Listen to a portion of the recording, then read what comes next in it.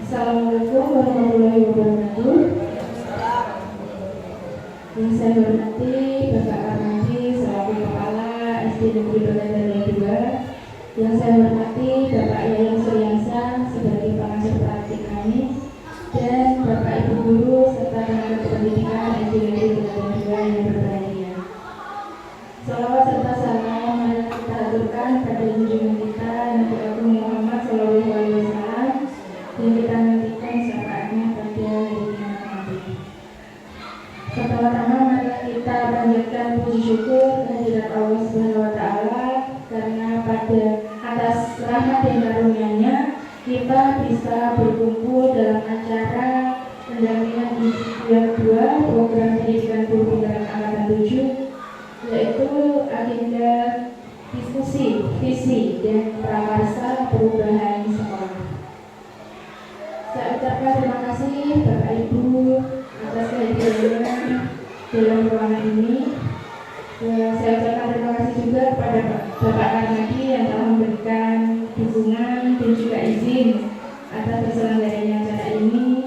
Dan saya ucapkan terima kasih kepada Bapak Yayan Suryansa atas bimbingannya selama ini dalam mengikuti program pendidikan guru penggerak. Terima kasih juga pada teman-teman yang telah mendukung acara pada pagi hari ini.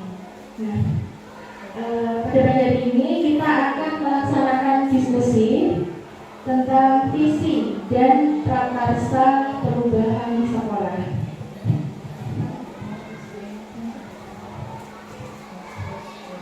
Nah, ini saya perkenalkan Bapak Joko Agus Pamudi, fasilitator dari fasilitator saya dan guru senior ini, dan Bapak pengajar praktik kami Bapak Yayan Suryansa.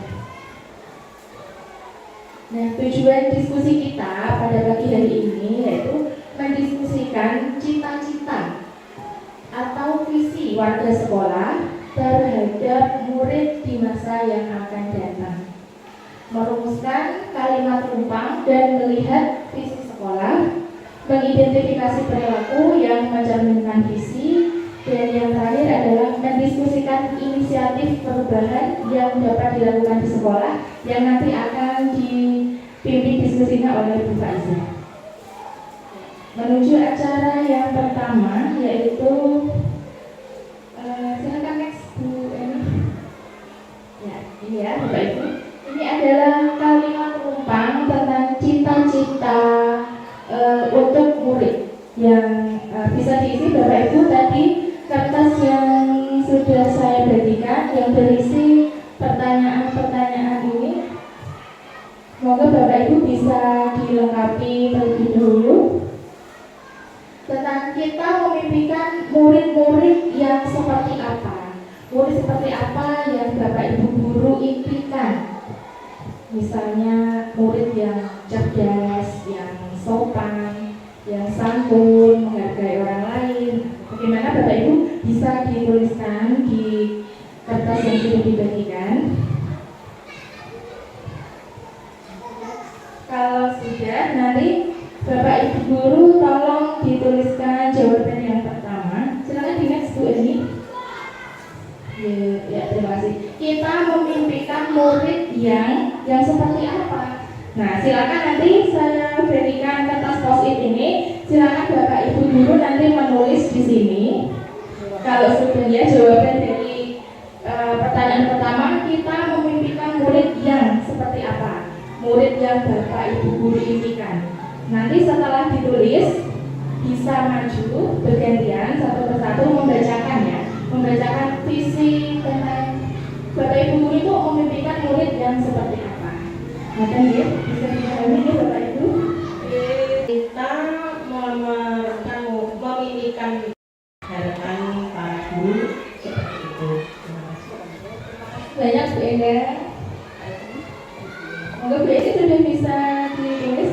Cerdas, pandai, dan pintar. Ya, ini impian dari Bu Endang Luciani, Bu Guru kelas 2. Selanjutnya dari Bapak Hadi Purwanto, Guru Pendidikan. Kan ujuk Monggo Pak, kosongkan mau. baca.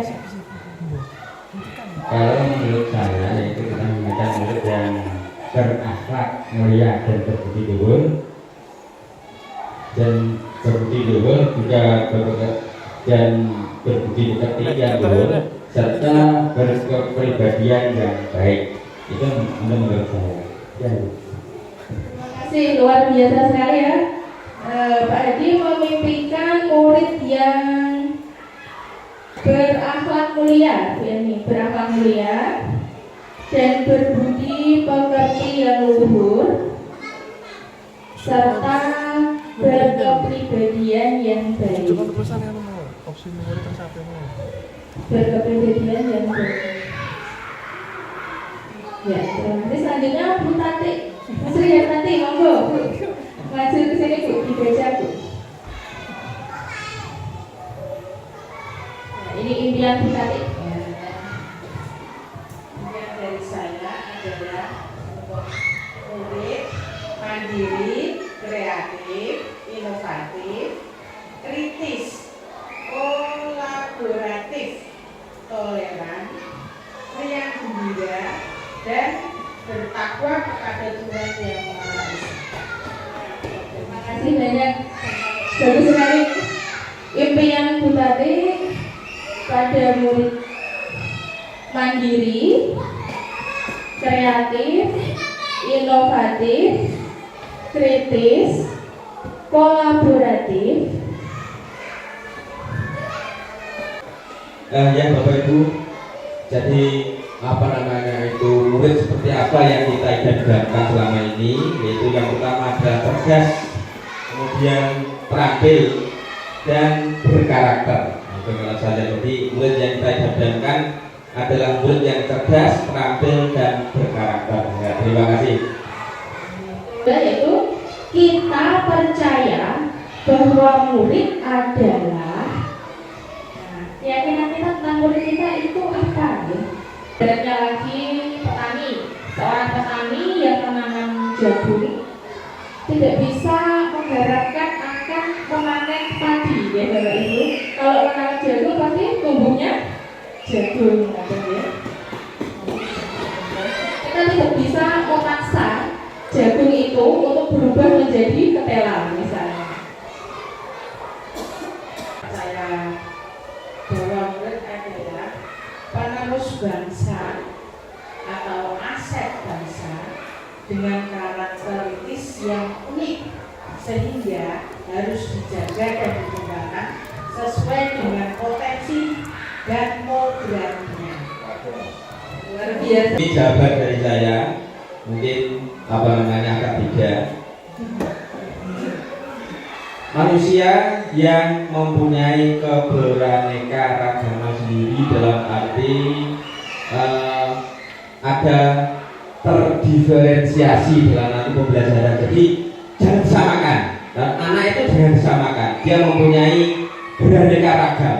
Jadi mempunyai kemampuan yang berbeda, mempunyai lingkungan sosial yang berbeda, mempunyai lingkungan keluarga yang berbeda. Jadi dalam pelayanannya nanti jangan disamakan. Jadi perlu kita menggunakan prinsip diferensiasi. Jadi dalam kita mengajar nanti di dalam kelas itu perlu diferensiasi, ya. Jangan disamakan ini jangan. Jadi kita harus bisa memperlakukan anak sesuai dengan individunya, sesuai dengan kodratnya. Demikian. Luar biasa sekali, Bapak Hadi, terima kasih. Di sini bahwa saya percaya bahwa murid adalah tadi seperti yang dikatakan individu yang unik dan mempunyai karakter serta potensi atau bakat masing-masing yang dapat kita kembangkan secara optimal. Kita percaya murid adalah individu yang unik dan memiliki karakter yang berbeda-beda, sehingga kita sebagai pendidik menuntun, membimbing anak-anak sesuai dengan bakat dan minatnya agar bisa menjadi murid yang bermanfaat dan bermartabat di masa depannya. Seperti itu bisa. Terima kasih banyak Bu Tito. Di sekolah kita mengutamakan titik-titik. Apa yang kita utamakan? Bapak Ibu, di dalam pembelajaran di sekolah ini kebutuhan anak didik. Jadi kita harus pandai-pandai mencari kebutuhan anak didik ini yang dibutuhkan itu apa. Jadi fungsi kita itu memberi pelayanan kepada anak agar kebutuhan siswa itu bisa tercukupi dalam artian baik itu pengetahuan, keterampilan dan sebagainya. Terima kasih. Di sekolah kita mengutamakan perkembangan dan kompetensi yang dimiliki murid secara optimal dan dapat menciptakan pembelajaran yang berpihak pada murid, menciptakan pembelajaran lingkungan yang kondusif, aman, dan tentunya anak-anak bahagia. Mengutamakan, kita semua berarti sepakat ya bahwa yang kita utamakan di sekolah ini adalah siapa Bapak Ibu Guru? Murid ya. Kita sepakat ya bahwa yang kita utamakan di sekolah adalah murid, kebutuhan murid. Selanjutnya, ini next slide. Ya. Murid di sekolah kita sadar betul bahwa titik-titik. Silakan. Di sekolah kita sadar bahwa murid adalah individu yang sedang berkembang. Jadi kita sadar kita sadar betul bahwasanya murid di sekolah kita sadar bahwa siswa adalah individu yang sedang berkembang. Demikian. Terima kasih banyak Bapak Armandi. Murid adalah individu yang sedang berkembang. Kita warga sekolah ini yakin untuk kita warga di sekolah ini yakin untuk Untuk mengembangkan potensi murid secara optimal melalui Merdeka Belajar dengan cara kolaboratif, inovatif, dan berpihak pada murid untuk berkembang. Terima kasih banyak pelatih. Luar biasa sekali. Kita warga sekolah ini yakin untuk mengembangkan potensi murid secara optimal melalui Merdeka Belajar dengan cara kolaboratif, inovatif, dan berpihak pada murid. Intinya berpihak pada murid gitu ya. Kita dan warga sekolah ini paham bahwa kita dan warga di sekolah ini paham bahwasannya siswa adalah manusia yang mempunyai kemampuan atau kecakapannya sendiri. Terima kasih. Menurut pendapat saya, Bu, kita dan warga di sekolah ini paham bahwa untuk mewujudkan Merdeka Belajar dibutuhkan perubahan disesuaikan dengan perkembangan zaman dan tekad yang kuat yang tentunya dilandasi nilai-nilai yang terdapat pada profil Pancasila, Bu, seperti nilai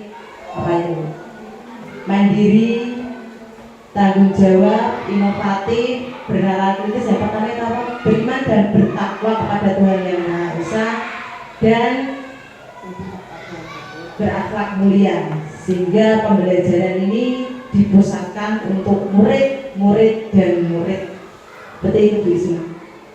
terima kasih Bu. Nah, kalau pendapat saya, kita dan warga sekolah ini paham bahwa untuk mencapai visi kita perlu berkolaborasi dan bekerja sama.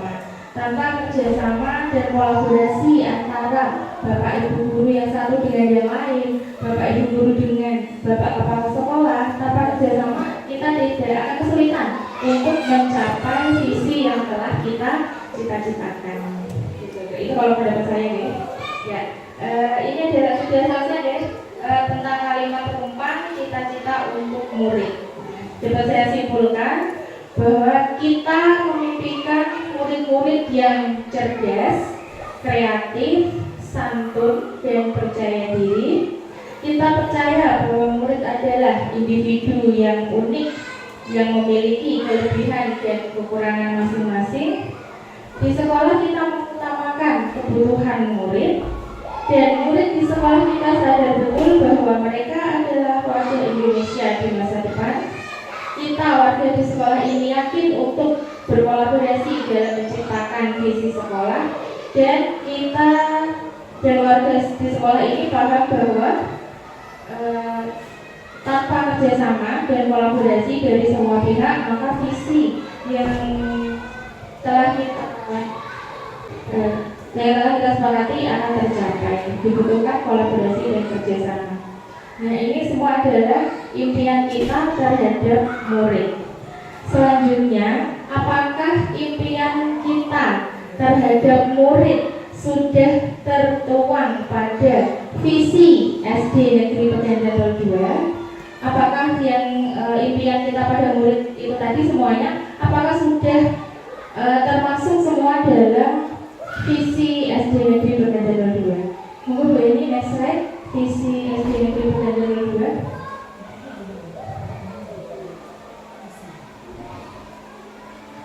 Ya, Bapak Ibu, ini adalah visi kita ya, visi SD Negeri Pegangan 02, yaitu terwujudnya generasi pelajar yang berintak, dan sebagai pembelajar sepanjang hayat. Bagaimana Bapak Ibu? Apakah impian kita tadi yang sudah dituliskan semuanya, apakah sudah tercantum semua di visi kita, di visi sekolah kita ini, ataukah ada yang perlu ditambahkan? Mungkin ada usulan, Bapak Ibu, bagaimana? Sudah sesuai. Sudah sesuai ya. Visi kita ini sudah berpedoman pada, merujuk pada kebutuhan murid ya, sebagai pembelajar yang sepanjang hayat, generasi belajar yang berimpact dan berimpact. Iya. Itu mau yang berimpact, ini masih punya keterangan yang Berimpact. ya, yang terkait dengan teknologi. Iya. Di SD kan biasanya beda dengan SMP ya. Iya. Kalau di SMP kan ada yang namanya laboratorium TK. Jadi ini masih menjadi, menurut saya ya, menjadi belum maksimal, karena untuk iptek di SD kita masih jauh dari harapan, walaupun kita untuk kompetensinya gurunya saya yakin ya sudah memenuhi, sudah mampu lah, tapi kalau untuk iptek di SD kita ini masih kurang ya, karena terbatasnya sarana dan prasarananya. Kita sudah mengenalkan beberapa aplikasi sederhana seperti Quizzes, terus seperti Google Form. Di SD juga sudah ada pelaksanaan AKM ya, karena kita tidak memiliki sarana prasarana, tapi tetap diadakan dengan meminjam laptop Bapak Ibu guru, juga meminjam laptop dari sekolahan ya, juga sudah mengikuti OSN tingkat provinsi ya, ikut. Itu juga termasuk bagian dari iptek, sehingga kalau untuk SD ini kekurangannya itu sarana dan prasarana ipteknya, tapi kalau untuk kompetensi gurunya insya Allah sudah bisa atau sudah mampu, seperti itu sih Bu. Jadi semoga saja ada perhatian ya, ada bantuan dari pemerintah atau bagaimanapun, semoga untuk ipteknya ini segera terwujud seperti itu Bu Isma. Terima kasih. Terima kasih Bu Putut. Untuk pelaksanaan programnya nanti, beriptek nanti pelaksanaannya seperti apa akan dibahas lebih jauh oleh Bu Faiza makanya di program. Nah, untuk saat ini berarti visinya ini sudah mencakup semua impian kita ya tentang murid di masa depan. Ya, selanjutnya tadi kan visi sudah kita setujui dan sudah disepakati, impian kita sudah tercakup dalam visi sekolah kita. Lalu sikap dan perilaku murid, guru, kepala sekolah, serta orang tua yang seperti apa yang nanti bisa mencerminkan visi yang telah dirumuskan, yaitu sikap dan perilaku murid. Murid itu harus seperti apa agar visi kita itu bisa tercapai. Lalu sikap dan perilaku kepala sekolah, sikap dan perilaku guru, serta sikap dan perilaku orang tua harus seperti apa agar bisa menjalankan visi yang telah kita sepakati. Next slide, Bu. Ya, sikap dan perilaku murid. Bagaimana pendapat Bapak Ibu tentang sikap dan perilaku murid agar bisa mencapai visi yang telah dirumuskan? Apa yang bisa dicapai murid? Apa yang harus dilakukan murid agar visi kita tercapai? Baik, di sini tentang sikap dan perilaku murid berdasarkan visi yang tadinya katanya sudah memenuhi, saya bacakan lagi, yaitu terwujudnya generasi pelajar yang beriptek dan sebagai pembelajar sepanjang hayat. Untuk sikap dan perilaku murid, apa yang mungkin sudah dapat dimunculkan dari visi tersebut, itu diantaranya bahwa murid mempunyai sikap toleransi. Di sini bisa masuk ke imtak, karena dalam imtak kan juga ada sikap saling menghormati, baik itu perbedaan agama atau mungkin jenis kelamin dan sebagainya. Di sini murid sudah mampu menunjukkan sikap toleransi atau saling menghargai. Lalu juga murid mungkin menunjukkan sikap dalam ketika melakukan suatu kegiatan, tekun dalam berdoa, tidak sambil bermain dan sebagainya. Itu mungkin yang bisa saya sampaikan, Bu. Terima kasih Bu Aisyah.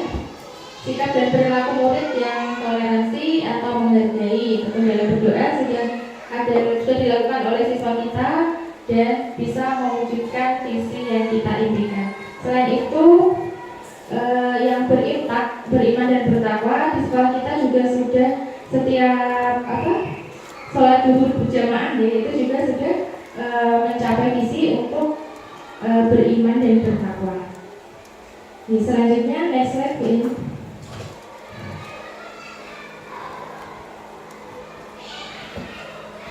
Sikap dan perilaku kepala sekolah. Pak Karmadi. Enggak apa-apa.